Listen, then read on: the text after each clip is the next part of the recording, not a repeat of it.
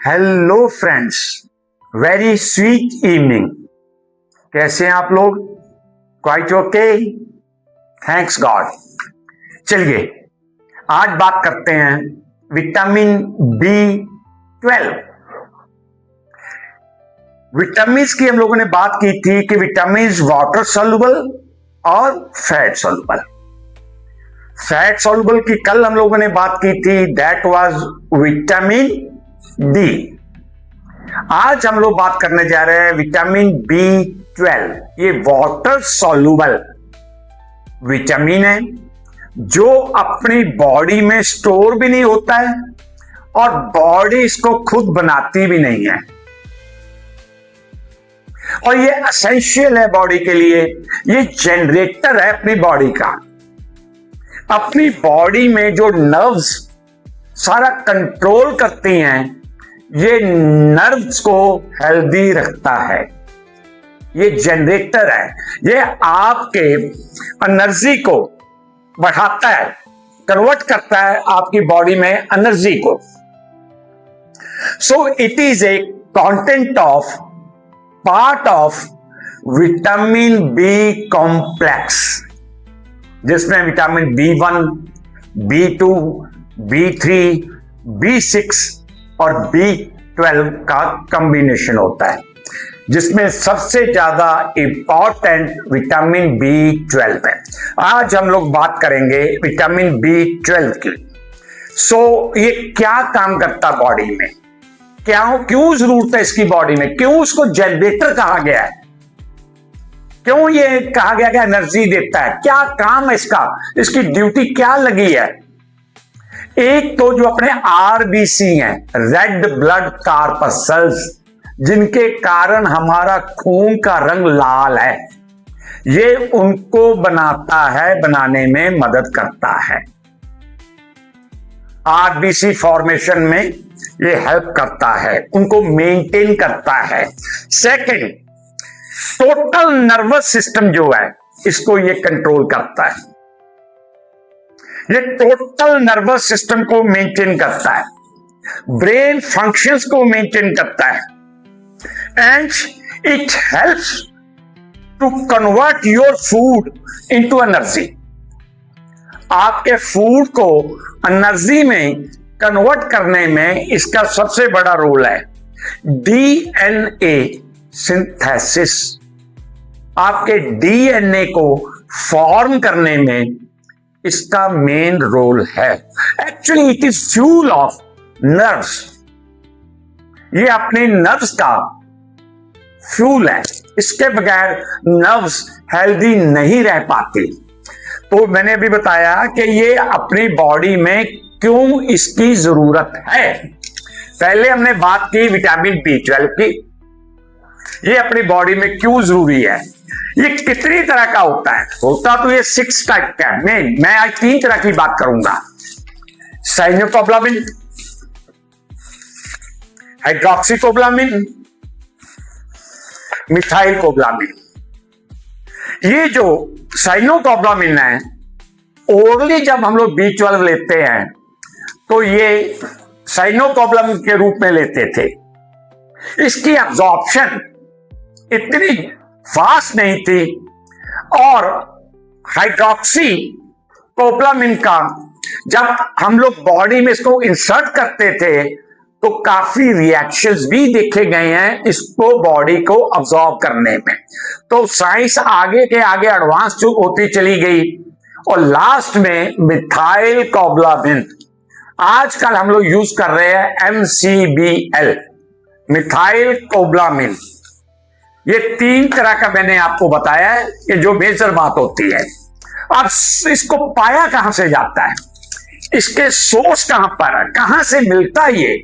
Body अपनी बनाती नहीं है, फिर कहां से लेंगे? फूड से।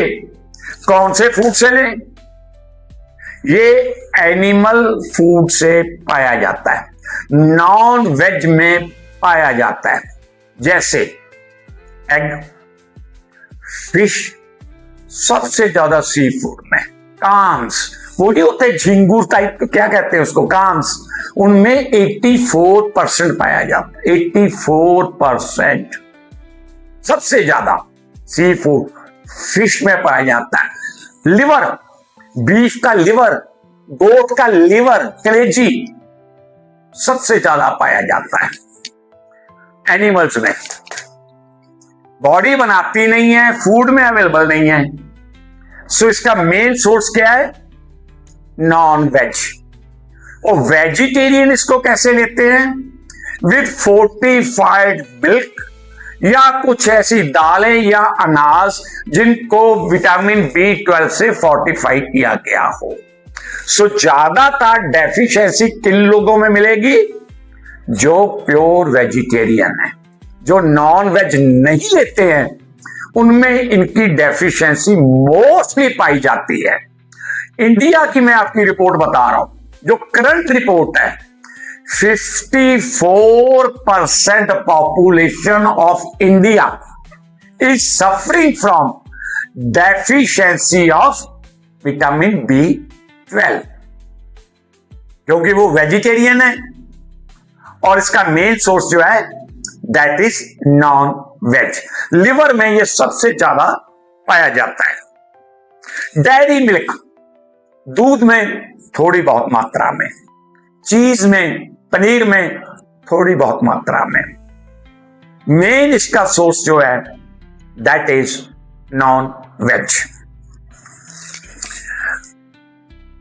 कितना चाहिए डेली अपनी बॉडी को? कितना चाहिए? ये 2.4 micrograms for adults, 2.6 micrograms for pregnant ladies, 2.8 micrograms for elderly, old patient and breastfeeding infants.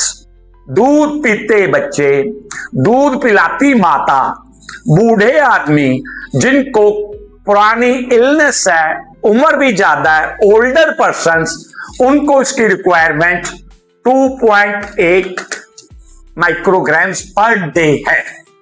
Then normal range, ये बॉडी में कैसे देखें कि बॉडी में विटामिन डी की डेफिशिएंसी तो नहीं हो गई है?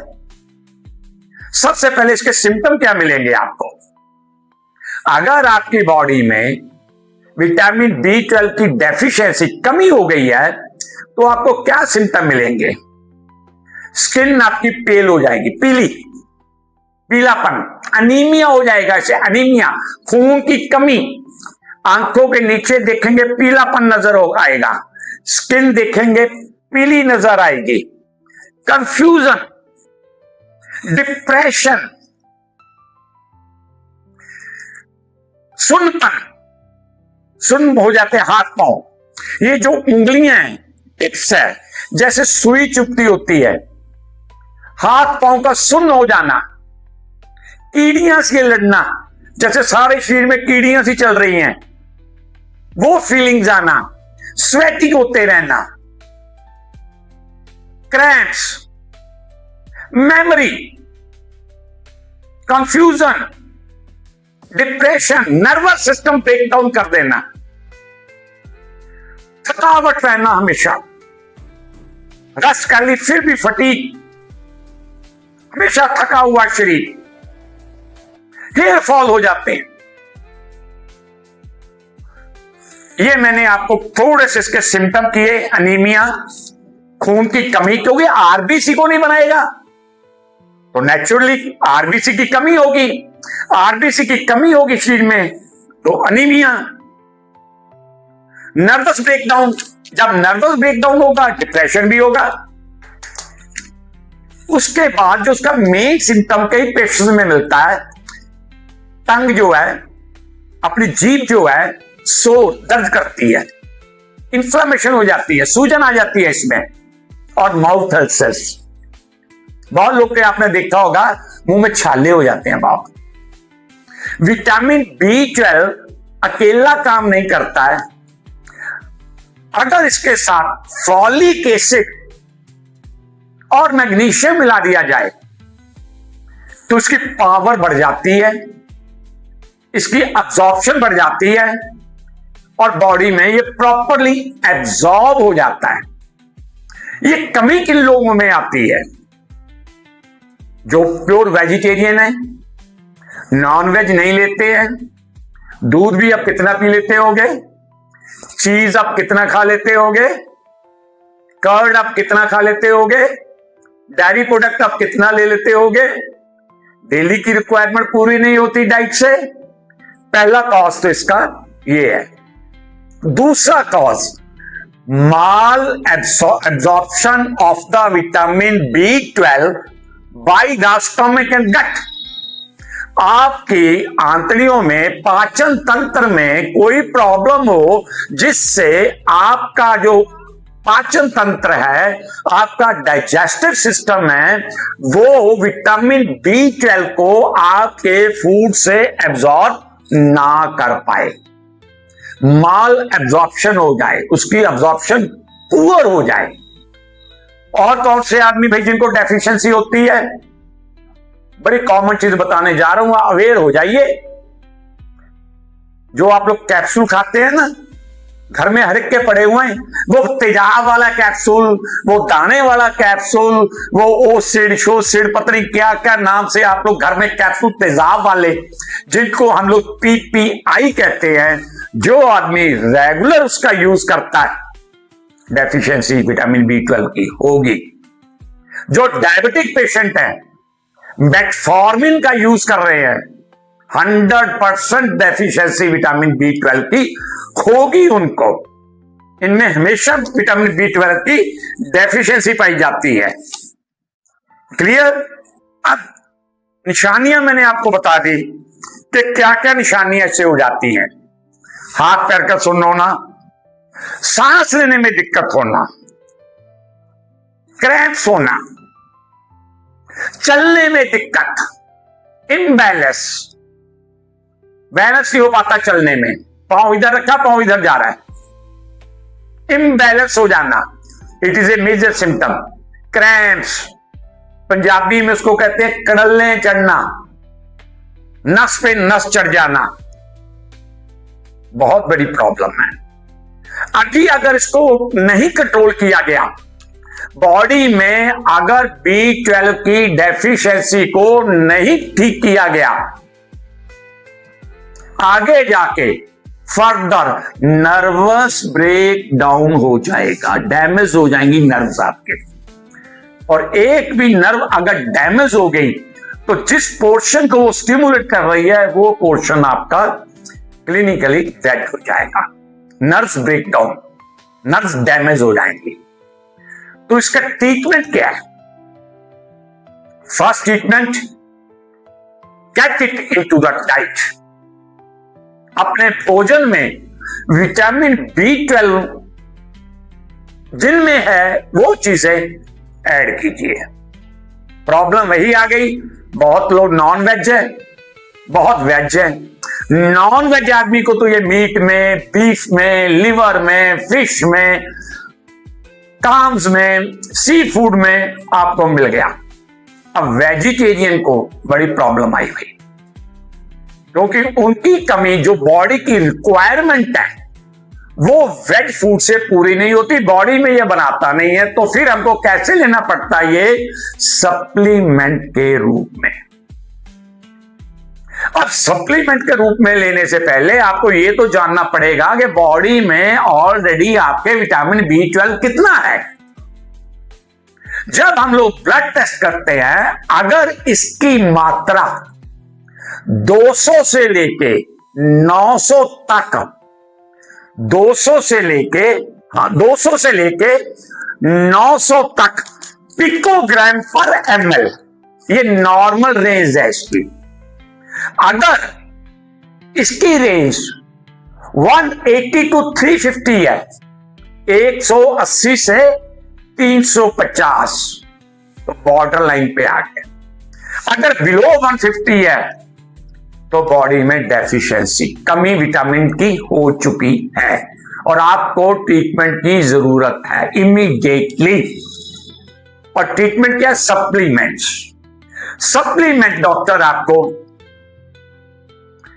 टैबलेट्स के रूप में देता है, जिसमें हम साइनोकोबालामिन भी देते हैं, मिथाइलकोबालामिन भी देते हैं, आजकल मिथाइलकोबालामिन दिया जा रहा है।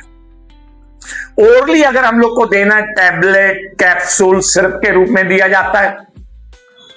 500 mg, sorry, 1000 mg, 1500 mg, 2.5 gram यानी कि 2500 mg, इनमें हमारे पास अवेलेबल है। पेशेंट की रिक्वायरमेंट देखते हुए कितनी डेफिशिएंसी है, डॉक्टर सिलेक्ट करता है, आइदर टैबलेट, कैप्सूल्स, सिर्फ oral spray, nasal spray, oral spray, nasal spray. अगर डेफिशिएंसी ज्यादा है, कमी ज्यादा हो चुकी है, then parenterally intramuscular injection microcobalamin 500 mg से लेके 2500 mg तक अवेलेबल है, अकॉर्डिंग टू द डेफिशिएंसी के पेशेंट को कितनी मात्रा में जरूरत है, उस हिसाब से डॉक्टर उनको इंजेक्शन पुट कर देते हैं। तो ये आप में अगर कमी आ चुकी है तो उसको आप इस ढंग से दूर कर सकते हैं। अगर आपने इसको नहीं ठीक किया तो आपकी नर्व्स ब्रेकडाउन होगी, मसल्स पूरे वीक हो जाएंगे, आपके कंट्रोल खत्म हो जाएगा बॉडी पे नर्व्स का, और एक हिसाब से बॉडी पैरालाइज्ड हो गई। So it is worst for the body, it is generator of our body, it gives energy, ये हमें एनर्जी देता है, हमारे फूड को एनर्जी में कन्वर्ट करता है। क्लियर? और ये बॉडी में बनता नहीं है, बाहर से लेना है, सो या डाइट से लो या सप्लीमेंट से लो।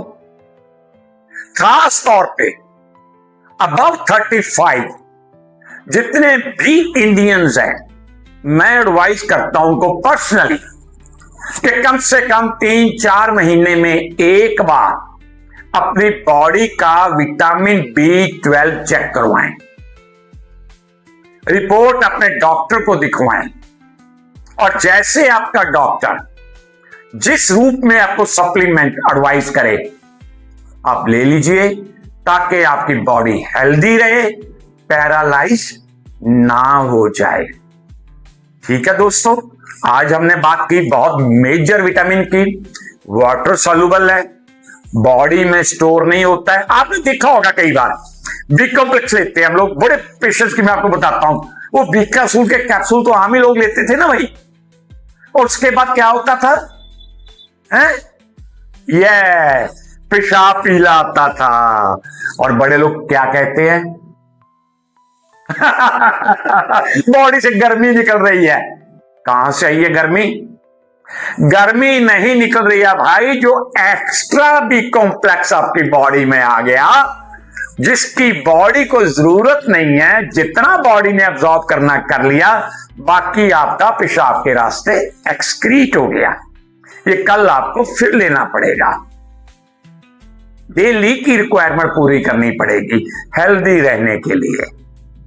तो आज हम लोगों ने विटामिन B12 के बारे में डिस्कस किया, इसके सोर्स क्या है, इसकी कमी से क्या प्रॉब्लम आ सकती है, बढ़ जाए तो क्या होता है, जिनमें ये नहीं है उनको क्या क्या प्रॉब्लम, बच्चों में तो बहुत बड़ी प्रॉब्लम आती है, इसको तो हम लोग छोटे बच्चे को एडवाइस करते हैं, अदरवाइज उनको जो रिकेट्स होते हैं, deficiency of calcium vitamin D से जो उनकी हड्डियां बहुत वीक हो जाती हैं, उनको ठीक करने में हेल्प करता है, बच्चों को ग्रो करने में हेल्प करता है।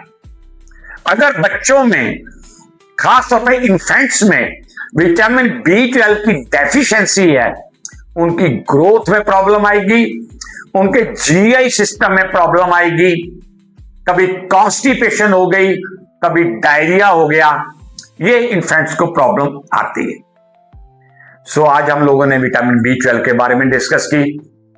मैंने कोशिश की कि ज्यादा डीप में ना जाता हुआ, सिंपल लैंग्वेज में, सिंपल शब्दों में मैं आप लोगों के साथ इस चीज को शेयर कर सकूं। सिखाना तो क्या, मैं आपको शेयर कर सकूं और आपसे संपर्क कर सकूं, और आप जान सकें कि आपकी बॉडी में अगर सुनपन है कंफ्यूजन है, कोई भी इनमें से सिम्टम है, थकावट रहती है, बाल झड़ते हैं, विजन क्लियर नहीं है, आंखों में प्रॉब्लम आ रही है, तो आप अपना B12 चेक करवाइए, उसकी रिपोर्ट लेके डॉक्टर साहब पास जाइए।